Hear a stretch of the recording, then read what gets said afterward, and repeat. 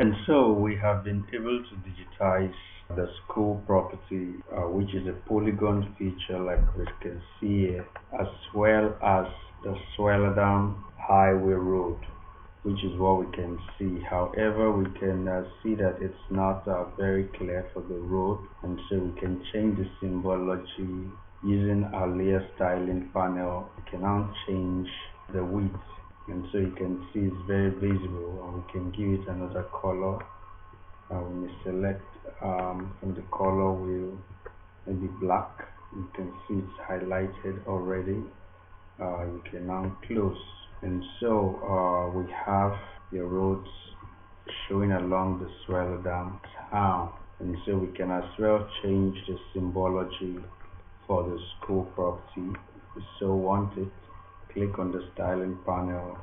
You can change the color to anything of your choice. Is automatically applied, as you can see. So you have it, and so once this is done, you can now uncheck the raster image and the places. The raster image was the guide. It's the area photograph, or maybe the Landsat image that gave us a guide in the regions of interest we need to digitize.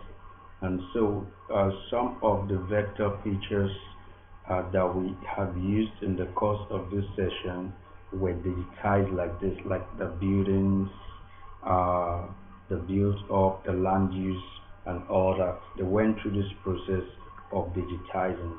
And so once this is done, we can now uncheck the raster image.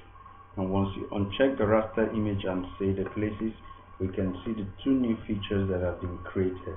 And so you can right click on the property and zoom to layer, and you will be seeing only the property features. You can as well click on the Swellerdam Road and zoom to layer, and so you can see it as it's appeared here.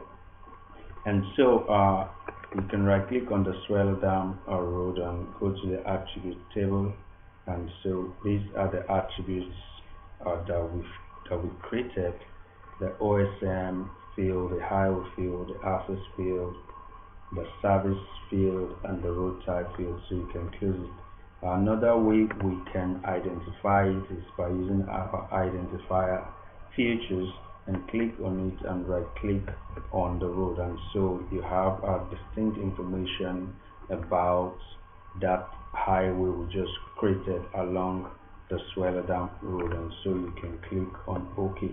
And so from this we can now interact.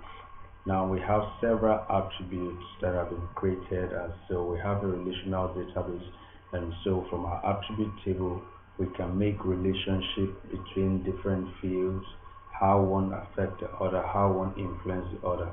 And so you can see that there's no locational information at this point, and so it can still be added depending on what the project is all about. So you can still put the longitude and the latitude of the line, which is something you can actually find from here. You can see the coordinate system from our status bar as I move, and so it has a location, as you can see it moving here. So so this is a way in which we can create a vector data. Thank you.